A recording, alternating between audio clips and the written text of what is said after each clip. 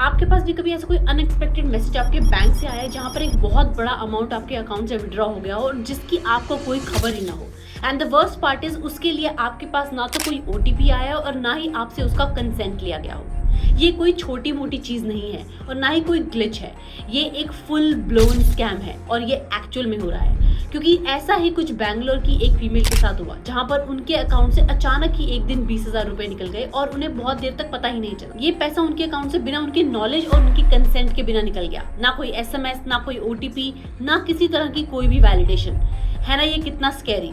But आखिर ये scam हो कैसे रहा है? Let's break it down. So scammers ने ये ट्रिक करने के लिए आधार एनेबल्ड पेमेंट सिस्टम को बेस बनाया है। नॉर्मली ये एक ऐसा सिस्टम है जहां पर आपके आधार और फिंगरप्रिंट के थ्रू ही बैंक से पैसे निकल सकते हैं, जिसके लिए किसी तरह की ओटीपी या बैंक अकाउंट की डिटेल्स की कोई जरूरत नहीं होती है। और इसी चीज का फायदा उठाते हुए स्कैमर्स आजकल ऐसे स्कैम्स कर रहे हैं जहां पे बिना किसी की नॉलेज के वो अकाउंट होल्डर के अकाउंट से पैसा निकाल लेते हैं उनका फिंगरप्रिंट यूज करके। इसीलिए ये करने के लिए स्कैमर्स को सिर्फ चाहिए होता है विक्टिम का आधार नंबर और उनके फिंगरप्रिंट्स।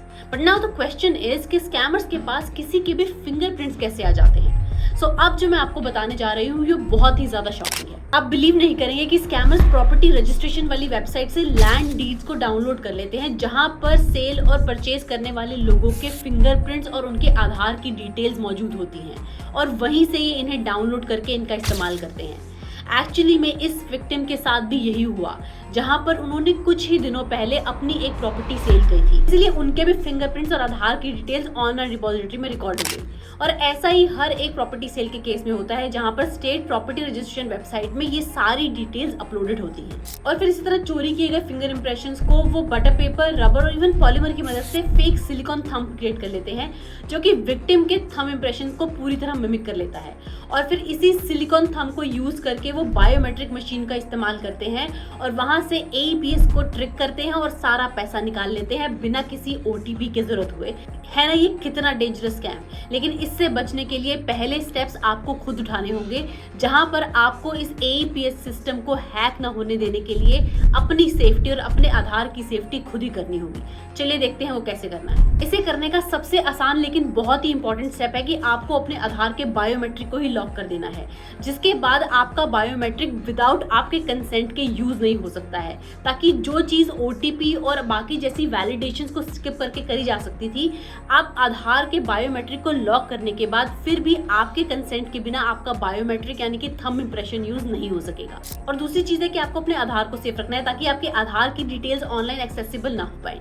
इसके लिए जहां पर भी पॉसिबल हो और एप्लीकेबल हो, आपको वहां पर आधार की जगह पे अपना वर्चुअल आइडेंटिफायर नंबर ही यूज करना चाहिए। ये नंबर आप यूआईडीआई की वेबसाइट से जाके या फिर उनकी ऐप से जाके भी निकाल सकते हैं। और इसकी पूरी डिटेल स्टेप बाय स्टेप ये कैसे करना है आप हमारी लिंक वीडियो में देख सकते हैं। तीसरी चीज एज अ प्रिकॉशनरी मेजर आपको ये करना चाहिए कि जब भी अगर आप अपने फिंगरप्रिंट का इस्तेमाल कर रहे हैं एईपीएस के थ्रू पैसा निकालने के लिए, तो उसे सिर्फ और सिर्फ ऑथराइज्ड बैंक और उनके एटीएम्स के थ्रू ही निकालें। ऐसे ही किसी भी जगह पर जाके अपने फिंगरप्रिंट का यूज बिल्कुल मत करिए।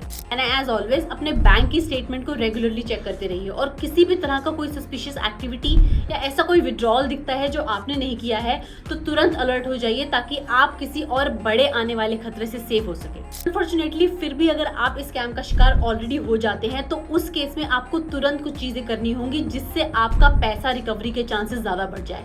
चलिए देखते हैं कि वो क्या है। सबसे पहले तो ऐसे केस में आपको अपने बैंक को तुरंत रिपोर्ट करना है। उसी के साथ साथ आपको national cyber crime reporting portal पर जाकर भी इसकी कंप्लेंट करनी चाहिए, क्योंकि एज पर आरबीआई के रूल अगर आप जल्दी से ही विदिन 3 वर्किंग डेज ऐसी किसी भी एक्टिविटी को रिपोर्ट कर देते हैं तो आप जीरो लाइबिलिटी क्लॉज के अंडर आ जाते हैं और हो सकता है कि आपका सारा पैसा रिकवर हो जाए या फिर बैंक आपको वो रिफंड कर दे। बट ध्यान रखिए कि ये बैंक टू बैंक पॉलिसी पे भी डिपेंड करता है और आपके सर्कमस्टांसेस और स्कैम की कंडीशंस पे भी डिपेंड करता है। यूआईडीआई की वेबसाइट पर जाकर भी आप इस कंप्लेंट को करिए ताकि आपके पास वो सारे प्रूफ मौजूद हो जब आप इसकी कंप्लेंट करने जा रहे हो कि ये फ्रॉड आपके साथ हुआ है और इसकी जानकारी आपको नहीं है, आप इसके विक्टिम हैं। ये इन्फॉर्मेशन के बाद और इन स्टेप्स को फॉलो करने के बाद आप अपनी सेफ्टी बहुत हद तक मजबूत कर सकते हैं और ऐसे किसी भी स्कैम में पड़ने से बच सकते हैं।